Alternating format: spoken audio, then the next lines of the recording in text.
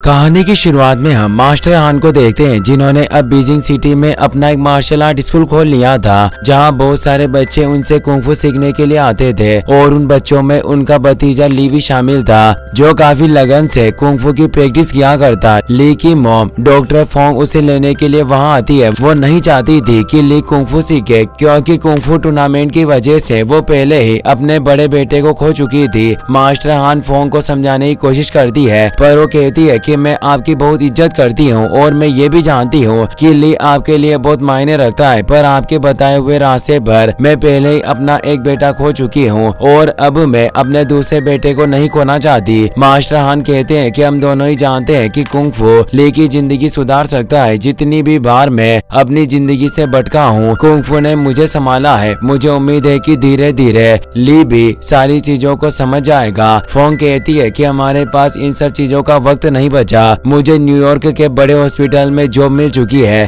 और मैं वहां शिफ्ट होने वाला हूँ। ली छिप कर ये सब बातें सुन रहा था और फोंग को भी उसके बारे में पता चल जाता है, मगर उसे बिना कुछ कहे वहां से जाने लगी। ली उसके पास जाकर कहता है कि आखिर आपने मुझसे न्यूयॉर्क की बात क्यों छिपाई? आप जानती हो कि हमारी जिंदगी यहाँ चाइना में है, हम इस तरह अमेरिका नहीं जा सकते। फोंग कहती है कि मुझे इस बारे में कुछ बात नहीं करनी, मैंने फैसला ले लिया है कि हम न्यूयॉर्क जाएंगे। मुझे यकीन है कि वहाँ तुम खुश रहोगे। ली बीजिंग से नहीं जाना चाहता था, पर उसके फादर और भाई की मौत हो चुकी थी, इसीलिए उसे ना चाहते हुए भी अपनी मॉम के साथ न्यूयॉर्क जाना पड़ा। ली कमरे में अपने भाई की फोटो रख देता है। उसे काफी भूख लग रही थी, इसीलिए वो अपने अपार्टमेंट के पास मौजूद पिज्जा शॉप में चला गया। वो शॉप ओनर विक्टर से स्टफ्ड क्रस्ट पिज्जा मांगता है, पर वहाँ स्टफ्ड क्रस्ट नहीं मिलता और विक्टर अपने दोस्त के साथ मिलकर ली का मजाक उड़ाने लगा। विक्टर की बेटी मिया अपने डेट की तरफ से ली से माफी मांगती है। वो उसे स्टफ्ड क्रस्ट की जगह दूसरे खाने की चीजों के बारे में बताती है, जिससे वो खुश हो गया। अगले दिन ली अपने कॉलेज चला गया। कॉलेज खत्म होने के बाद दोबारा उसकी मुलाकात मिया से होती है। वो सामान उठाने में उसकी मदद करता है, जिससे दोनों अच्छे दोस्त बन गए। ली डोमिनेशन जिम के सामने खड़ा होकर अंदर की फाइट से देखने लगा। मिया पूछती है कि क्या तुम कुंफू या कराटे की प्रैक्टिस करते हो? वो बताता है कि मैं पहले कुंफू की ट्रेनिंग करता था, पर अब मैंने सब छोड़ दिया। मिया कहती है कि अच्छा हुआ कि तुमने ये सब चीजें छोड़ दी, और अगर तुम प्रैक्टिस करना भी चाहो तो इस जिम में कभी मत जाना। तभी जिम का ओनर ओशे वहाँ गया। वो मिया से कहता है कि तुम्हारे पापा से कहना कि मेरा फोन उठाए, वरना अंजाम अच्छा नहीं होगा। मिया ली को लेकर वहाँ से चली गई। वो कहती है कि वो जिम का ओनर था, मेरे डैड ने उससे पैसे उधार लिए हैं, बेहतर होगा कि तुम इस जगह से दूर रहो, क्योंकि ओशे बहुत खतरनाक है। मिया का एक्स बॉयफ्रेंड कॉनर ओशे के जिम में ट्रेनिंग करता था। ओशे उसे कहता है कि मुझे उम्मीद नहीं थी कि मिया इतनी जल्दी अपना दूसरा बॉयफ्रेंड बना लेगी। मैंने अभी उसे एक लड़के के साथ घूमते हुए देखा। कॉनर को इससे काफी गुस्सा आया और उसने अपने प्रैक्टिस पार्टनर को लात मारकर धराशायी कर दिया। मिया को एक मशीन के लिए कुछ पार्ट्स की जरूरत थी और दोनों एक चाइनीज शॉप पर चले जाते हैं, पर शॉप ओनर पार्ट्स की कीमत बहुत ज्यादा बता रही थी, जिस वजह से मिया ने उन्हें खरीदने से मना कर दिया। ली ओनर से चाइनीज में बात करके वो पार्ट्स कम कीमत में खरीद लेता है। मिया पूछती है कि आखिर तुमने उन्हें ऐसा क्या कहा जो उन्होंने पार्ट्स इतनी कम कीमत में दे दी है? वो कहता है कि मैंने उन्हें बताया कि मैं तुम्हारा बॉयफ्रेंड हूँ और तुम अभी अभी न्यूयॉर्क में नहीं आई हो, पर तुम्हें ज्यादा सोचने की जरूरत नहीं। मैंने सिर्फ मजाक में कहा था, अगर तुम चाहो तो मैं तुम्हें चाइनीज सिखा सकता हूँ, इस तरह तुम्हें मेरे बिना यहाँ डिस्काउंट मिल जाएगा, पर उसके बदले में तुम्हें मुझे न्यूयॉर्क घुमाना होगा। मिया इसके लिए मान गई। ली इसे दोनों की पहली डेट कहकर उसे चिढ़ाने लगता है। अगले दिन दोनों स्कूटर की मदद से न्यूयॉर्क घूमने लगते हैं। दोनों साथ में काफी खुश थे, लेकिन अचानक उनका स्कूटर खराब हो गया, इसीलिए उसे मेट्रो में रखकर घर जाने लगते हैं। पर कॉनर अपने दोस्तों के साथ वहां गया। उसे ली और मिया को साथ देखकर काफी गुस्सा आ रहा था। मिया ली के साथ वहां से जाने लगती है, मगर कॉनर ली के मुंह पर मुक्का मारकर उसे घायल कर देता है और अपने दोस्तों के साथ वहां से चला गया। मिया ली को लेकर आगे बढ़ रही थी। वो बताती है कि कॉनर बचपन से मुझे लेकर जज्बाती रहा है और जिम शुरू करने के बाद से उसका गुस्सा काफी बढ़ गया। वो 24 घंटे प्रैक्टिस करता है और हर साल 5 बोरोस टूर्नामेंट भी जीता है। तुम उसका मुकाबला नहीं कर सकते। ली 5 बोरोस टूर्नामेंट के बारे में पूछता है। वो बताती है कि 5 बोरोस न्यूयॉर्क की सड़कों पर होने वाला एक खतरनाक टूर्नामेंट है। इसे जीतने वाले को बहुत सारे पैसे मिलते हैं, पर तुम इसमें हिस्सा लेने के बारे में सोचना भी मत। ली की आंख पर चोट का निशान दिखाई दे रहा था, इसीलिए मिया उसे अपने डेट के पास ले गई। विक्टर उसकी आंखों के नीचे मेकअप कर देता है ताकि किसी को उसकी चोट के बारे में पता न चले। रात में ली अपनी आंख पर ग्रीन टी बैग रखकर सो गया था, जिसकी वजह से उसका मेकअप खराब हो जाता है और फोंग को उसकी चोट के बारे में पता चल गया। वो नहीं चाहती थी कि ली दोबारा से लड़ाई झगड़ों में पड़े, इसीलिए वो उसे ट्यूटर यानी एक पर्सनल टीचर के पास छोड़ गई, जिसका नाम एलेन था, जो अब से उससे एग्जाम से की तैयारी करवाएगा ताकि ली पढ़ाई की वजह से कुंग-फू भूल जाए। रात में ली अपनी चीजों को अनपैक कर रहा था। उसे एक बुक के अंदर अपने भाई बो की फोटो मिलती है, जिसे देखकर उसे कुछ साल पहले की याद आई। वो उसे ड्रैगन किक मारना सिखा रहा था, पर ली ड्रैगन किक मारने के चक्कर में जमीन पर गिर गया। वो कहता है कि तुम्हें फिक्र करने की जरूरत नहीं, एक दिन जब तुम्हें ड्रैगन किक की जरूरत होगी तुम इसका इस्तेमाल जरूर कर पाओगे। ली स्कूल से आ रहा था पर कॉर्नर उससे परेशान करने लगा। ली गुस्से में उसे धक्का मारकर दूर कर देता है। कॉर्नर कहता है कि मैं तुम्हें फाइट के लिए चैलेंज देता हूँ, मैं अपने हाथों का इस्तेमाल नहीं करूंगा। अगर तुमने मुझे हरा दिया तो मैं दोबारा तुम्हारे रास्ते में नहीं आऊंगा। ली उस पर हमला करने के लिए जाता है पर उसने सारे हमलों से बचकर उसे नीचे गिरा दिया। ली को बो की याद आती है और वो गुस्से में आकर ड्रैगन किक से उस पर हमला करने लगा, लेकिन कॉर्नर ने उसके मुंह पर लात मारकर उसे जमीन पर पटक दिया। वो दोबारा उस पर हमला करने वाला था पर टीचर्स ने आकर उन्हें रोक दिया। कॉर्नर कहता है कि अगर तुम सच में मुझसे लड़ना चाहते हो तो 5 बोरोस टूर्नामेंट में आना, वहाँ तुम्हें मुझसे कोई नहीं बचा सकता। ली निराश होकर अपने घर चला गया। उसे मिया का खराब स्कूटर दिखाई देता है और वो उसे ठीक करने लगा। तभी ओशे के कुछ साथियों ने विक्टर के सिर पर हमला करके उसे बेहोश कर दिया। जब ली उसकी मदद करने के लिए जाता है तो उन गुंडों से उस पर हमला कर दिया। ली कुंग-फू स्किल्स का इस्तेमाल करके उन तीनों गुंडों को पीटकर वहाँ से भगा देता है। विक्टर को होश आ गया था और उसने ये सब देख लिया। वो ली से कहता है कि मैंने ऐसे लोगों से कर्जा लिया हुआ है जो अपने पैसों के लिए किसी भी हद तक जा सकते हैं। मैं चाहता हूँ कि तुम मुझे कुंग-फू सिखाओ। वो उसे एक कमरे में लेकर जाते हैं जहाँ उसके बहुत सारे पोस्टर्स लगे थे। ली पूछता है कि अगर आप फाइट में इतने अच्छे थे तो आपने बॉक्सिंग क्यों छोड़ी। विक्टर कहता है कि मिया के जन्म के बाद से ही मैंने बॉक्सिंग छोड़ दी क्योंकि मुझ पर एक जिम्मेदारी आ गई थी। हम नहीं जानते कि हमारी जिंदगी कब बदल जाती है, इसीलिए मुझे ना चाहते हुए भी ये फैसला लेना पड़ा। मैं एक शख्स को जानता हूँ जो मेरे लिए एक फाइट रखेगा। अगर मैं उस फाइट में जीत गया तो मुझे बहुत सारे पैसे मिलेंगे, जिसकी मदद से मैं अपना सारा कर्जा चुकाकर मिया के कॉलेज की फीस भर सकता हूँ। ली कहता है कि मैंने अपनी मॉम से वादा किया था कि मैं दोबारा फाइट नहीं करूंगा, इसीलिए मैं चाहकर भी तुम्हें कुंग-फू नहीं सिखा सकता।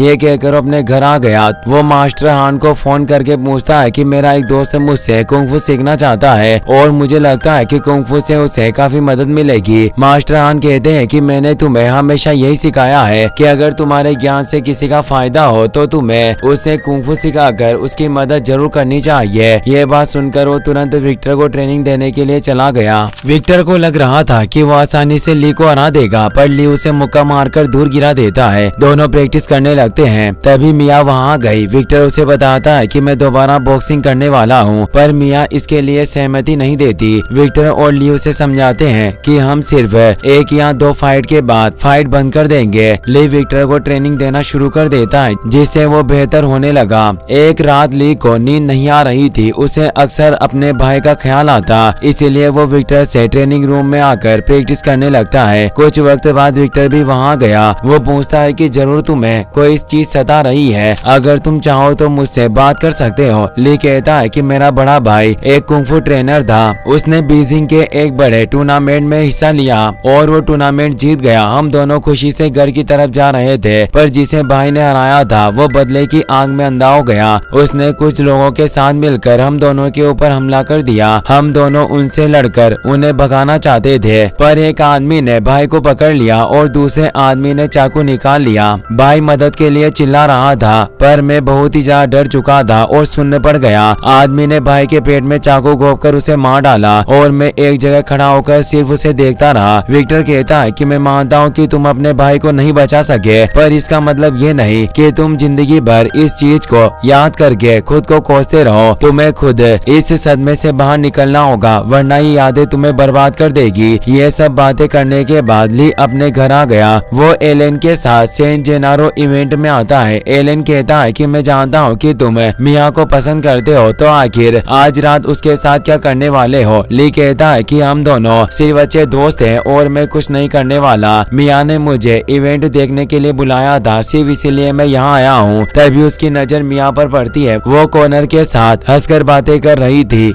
ली को इससे बहुत बुरा लगता है क्योंकि उनकी नजदीकियां उसे पसंद नहीं आई और वो इवेंट छोड़कर चला गया। अगले दिन विक्टर की फाइट शुरू होने वाली थी। ली मिया से पूछता है कि तुम अच्छी तरह से जानती हो कि कॉर्नर तुम्हारे लायक नहीं है, तो आखिर तुम कल रात उसके साथ क्या कर रही थी। वो कहती है कि कई बार हम अनजाने में कुछ गलतियां कर देते हैं, पर कल रात मेरे और कॉर्नर के बीच कुछ नहीं हुआ। वो मेरे साथ रहना चाहता था, पर मैंने उसे बता दिया कि मैं किसी दूसरे शख्स से प्यार करती हूँ। ली समझ गया कि वो भी उससे प्यार करती है और दोनों किस करने लगे। लेकिन तभी विक्टर वहाँ गया। वो कहता है कि आखिर तुम दोनों क्या कर रहे हो, आज मेरी जिंदगी का सबसे खास दिन है और तुम यहाँ इश्क लड़ा रहे हो। ली और मिया उसे समझाने की कोशिश करते हैं, पर विक्टर उनकी बात नहीं सुनता और वो बॉक्सिंग कोर्ट में चले गए। मैच शुरू हो गया था। शुरुआत में बॉक्सर विक्टर को काफी पीटता है, पर धीरे धीरे उसके ऊपर विक्टर हावी होने लगा। ली और मिया इससे काफी खुश थे, मगर ओशे को इससे काफी गुस्सा आता है क्योंकि उसने अपने सारे पैसे बॉक्सर पर लगाए थे। वो बॉक्सर को इशारा करके उसे घायल करने के लिए कहता है। बॉक्सर अपनी एल्बो से हमला करके विक्टर की हालत खराब कर देता है। बॉक्सिंग में एल्बो का इस्तेमाल करना मना था। मिया और ली इसके खिलाफ आवाज उठाते, पर बॉक्सर एक जोरदार मुक्का मारकर विक्टर को बेहोश कर देता है, जिससे वो फाइट जीत गया। लेकिन विक्टर की हालत बहुत ही ज्यादा खराब हो गई थी। उसे देखकर ली इतना घबरा गया कि वापस से सुन्न पड़ गया। वो विक्टर को हॉस्पिटल लेकर जाते हैं, पर उसे देखकर ली को अपने भाई बो की याद आने लगी। मिया उसे हॉस्पिटल के अंदर चलने के लिए कहती है, पर वो जरा भी नहीं हिला, मानो वो वापस सुन्न पड़ गया हो। मिया को इससे काफी बुरा लगता है और वो अकेले ही अंदर चली गई। फोंग उसी हॉस्पिटल में काम करती थी। वो ली से पूछती है कि आखिर तुम उस आदमी को कैसे जानते हो।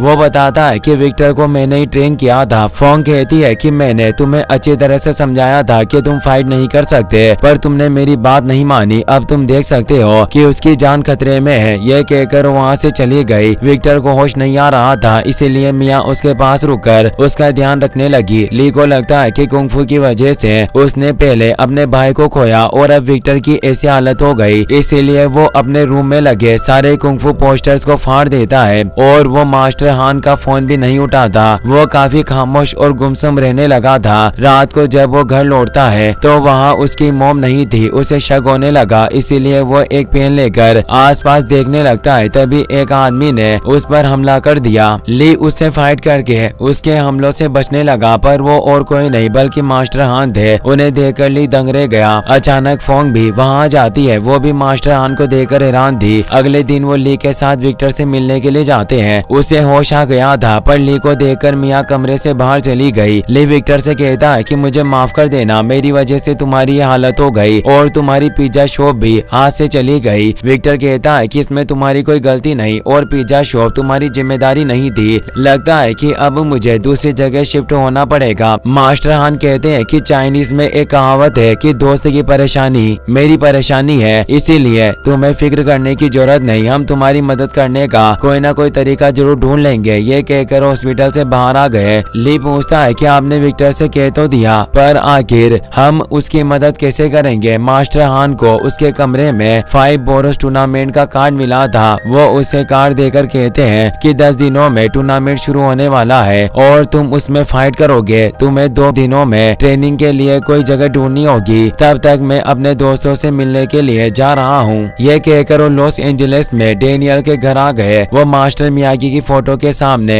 एक शराब की बोतल रखकर उन्हें सम्मान देते हैं। डेनियल कहता है कि अफसोस की बात है कि मास्टर मियागी 1 साल पहले मर गए, पर क्या आप उन्हें जानते थे। मास्टर हान कहते हैं कि मैं उनकी मौत के बारे में जानता हूँ। पिछली बार जब मैं उनसे मिला था तो उन्होंने मुझसे कहा कि अगर मुझे मदद की जरूरत हो तो मैं यहाँ आ सकता हूँ, पर इस वक्त मैं उनके लिए नहीं बल्कि तुम्हारी मदद मांगने के लिए यहाँ आया हूँ। वो उसे अपनी और मास्टर मियागी की फोटो दिखाकर कहते हैं कि हमने ये फोटो 1985 में इसी घर में खींची थी। अब हमें पास्ट का सीन दिखाया जाता है और हम 1986 के समय जापान जापान के ओकिनावा आइलैंड का सीन देखते हैं, जब डेनियल ने अपने मास्टर मियागी से मियागी परिवार के पूर्वज के बारे में पूछा था। मास्टर मियागी ड्राइंग दिखाकर बताते हैं कि ये मियागी शिंपो है। ये पहले ऐसी मियागी है जो कराटे को ओकिनावा में लेकर आए। पहले मियागी फैमिली का हर एक मेंबर मछुआरा हुआ करता था और मियागी शिंपो भी एक मछुआरे थे, पर एक दिन मछलियां पकड़ते हुए उनकी आंख लग गई और जब उनकी नींद खुली तो चाइना के किनारे पर पहुंच चुके थे। वहां हान परिवार ने उन्हें पनाह दी और उन्हें कुंफू सिखाया। जब मास्टर शिंपो वापस ओकिनावा में लौटकर आए तो मियागी कराटे का जन्म हुआ। उन्होंने दो संस्कृतियों और दो मार्शल आर्ट्स को जोड़कर मियागी कराटे का निर्माण किया। तुम इसे एक पेड़ और दो शाखाओं की तरह समझ सकते हो। इसी अटूट रिश्ते ने हान और मियागी परिवार को आज तक एक दूसरे से जोड़े रखा और यही वजह थी कि मास्टर हान डेनियल से मदद लेने आए थे। डेनियल कहता है कि मुझे खुशी है कि आप यहाँ मुझसे मिलने के लिए आए, पर मैं अपना सब कुछ छोड़कर न्यूयॉर्क नहीं आ सकता। मेरे अलावा बहुत सारे मार्शल आर्टिस्ट हैं जो ली को कराटे सिखा सकते हैं। मास्टर हान कहते हैं कि मैं जानता हूँ कि बहुत सारे लोग कराटे में अच्छे हैं, पर मैं चाहता हूँ कि तुम खुद ली को मियागी कराटे सिखाओ। ली मेरे लिए उसी खास स्टूडेंट की तरह है जैसे तुम मास्टर मियागी के लिए थे। डेनियल ने फिर भी न्यूयॉर्क आने से मना कर दिया। मास्टर हान मुस्कुराकर कहते हैं कि मैं जानता हूँ कि तुम मुझे निराश नहीं करोगे, मैं न्यूयॉर्क में तुम्हारा इंतजार करूंगा। ये कहकर वहाँ से चले जाते हैं। ली एलन से ट्रेनिंग ग्राउंड के बारे में पूछता है। वो उसे अपने गार्डन में लेकर गया और कहता है कि अगर तुम चाहो तो मेरे गार्डन को अपना ट्रेनिंग ग्राउंड बना सकते हो। ली इससे काफी खुश था और उसे तेज कहता है। वो मास्टर हान को भी वहाँ लेकर आ गया और उसकी ट्रेनिंग शुरू हो जाती है। मास्टर हान ड्रे की तरह उसकी भी मसल मेमोरी तेज करने के लिए उससे जैकेट उतराकर पहनाते हैं। डेनियल भी वहाँ गया। शुरुआत में उसे लग रहा था कि ली सिर्फ एक हफ्ते में कराटे नहीं सीख पाएगा, पर उसकी स्किल्स देखकर उसे यकीन हो गया कि वो काफी जल्दी मियागी कराटे सीख जाएगा। वो मास्टर हान के साथ मिलकर ली को ट्रेन करने लगते हैं। कॉर्नर भी ओशे के जिम में जोरों शोरों के साथ टूर्नामेंट की प्रैक्टिस कर रहा था। फोंग को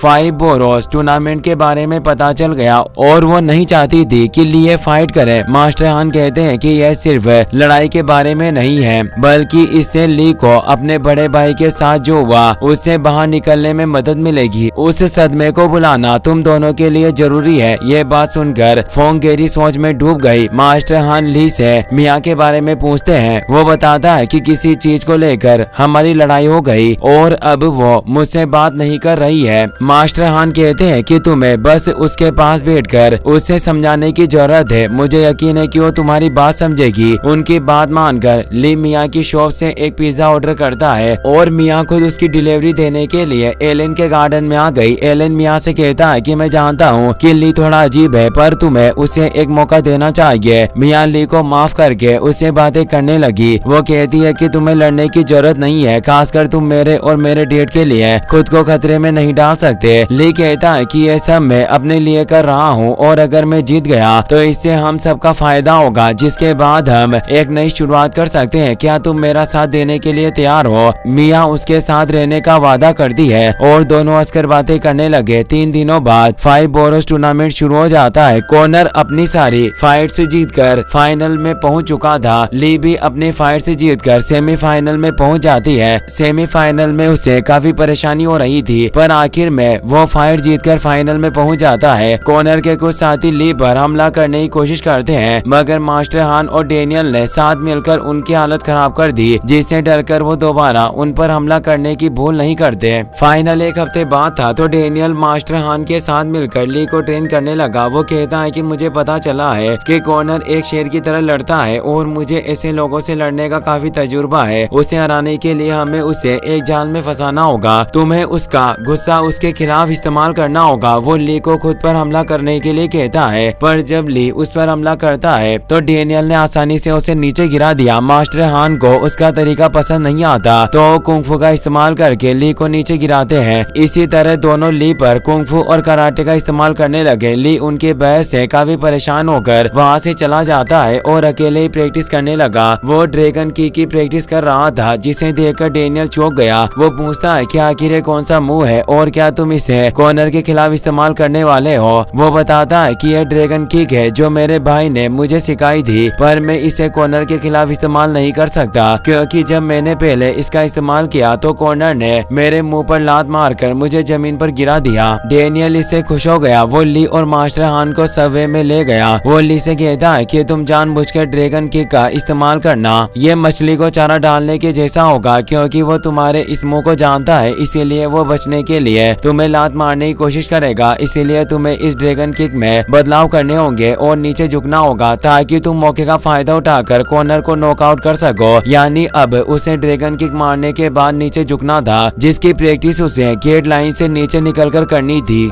ली फेंग ड्रैगन किक मारकर गेट लाइन से नीचे से निकलने की कोशिश करता है, पर उसका सिर रोड से जा टकराया और वो नीचे गिर जाता है। बार बार कोशिश करने के बाद भी वो गेट लाइन से नीचे नहीं निकल पा रहा था। डेनियल उसे एक बैंडेना देते हुए कहता है कि मास्टर मियागी ने मुझे एक पेड़ दो शाखाओं का मतलब बताया था कि मार्शल आर्ट्स एक पेड़ की तरह है जो हान और मियागी परिवारों की शाखाओं को जोड़े रखता है। मैं चाहता हूँ कि तुम उनकी विरासत को आगे बढ़ाओ और सिर्फ इसी वजह से मैं तुम्हें ट्रेन करने के लिए यहाँ आया हूँ। ली को उसकी बातें समझ में आ चुकी थी और वो पूरी मेहनत के साथ प्रैक्टिस करने लगा। कुछ दिनों की कोशिशों के बाद आखिरकार वो ड्रैगन किक मारकर गेट लाइन के नीचे से निकल जाता है। अगले दिन फाइनल देखने के लिए सब लोग आ जाते हैं। फोंग भी अपने बेटे से मिलने के लिए आती है। वो कहता है कि मैं जानता हूँ कि आप मुझे फाइट करने से मना करोगी, पर अब मैं नहीं रुक सकता, मुझे करना ही होगा। फोंग कहती है कि मैं जानती हूँ कि तुम्हारे लिए ये फाइट कितनी जरूरी है और तुम इसमें अकेले नहीं हो। आज मैं भी तुम्हारी फाइट देखूंगी। ली को इससे बहुत ही ज्यादा खुशी होती है और उसने अपनी माँ को गले लगा लिया। डेनियल और मास्टर हान उसके सिर पर बैंडेना बांध देते हैं। ली फाइट करने के लिए कोर्ट में चला गया। कॉर्नर भी कोर्ट में आ जाता है। रेफरी रूल से बताता है कि मैच जीतने के लिए 8 पॉइंट्स की जरूरत है। शरीर पर हमला करने का 1 पॉइंट मिलेगा और सिर पर हमला करने के 2 पॉइंट्स मिलेंगे। अब फाइट शुरू हो जाती है। कॉर्नर ने लगातार ली पर हमला करके आसानी से 4 पॉइंट्स कमा लिए और वो उसे पकड़कर दूर फेंक देता है। ओशे इससे बहुत खुश था। डेनियल और मास्टर हान ली को शांत रहकर लड़ने के लिए कहते हैं। वो कॉर्नर के मूव को ध्यान में रखकर उसके चेहरे पर हमला करता है, जिससे उसे 2 पॉइंट्स मिल गए। वो लगातार उसके शरीर पर हमले करके 2 और पॉइंट्स हासिल कर लेता है। दोनों के बीच खतरनाक फाइट शुरू हो जाती है। ली टोटल 7 पॉइंट्स हासिल कर लेता है, पर कॉर्नर को सिर्फ 5 पॉइंट्स मिले थे। तभी वो ली के सिर पर एक जोरदार लात मारता है, जिसकी वजह से ली जमीन पर जा गिरा। उसकी हालत खराब हो जाती है और वो उठ भी नहीं पा रहा था, इसीलिए रेफरी काउंटिंग करने लगता है। ली को अपने भाई और विक्टर की हालत याद आती है। सब उसे उठने के लिए भी कह रहे थे, इसीलिए वो काउंटिंग खत्म होने से पहले खड़ा हो गया। दोनों के 7 पॉइंट्स हो चुके थे। ली अब अपने ड्रैगन ट्रैप का इस्तेमाल करने वाला था, पर कॉर्नर को लगा कि वो ड्रैगन किक का इस्तेमाल करने वाला है और वो पहले की तरह उसके सिर पर लात मारने की कोशिश करता है। लेकिन इस बार ली इतनी नीचे झुक गया था कि कॉर्नर उसे लात भी नहीं मार पाया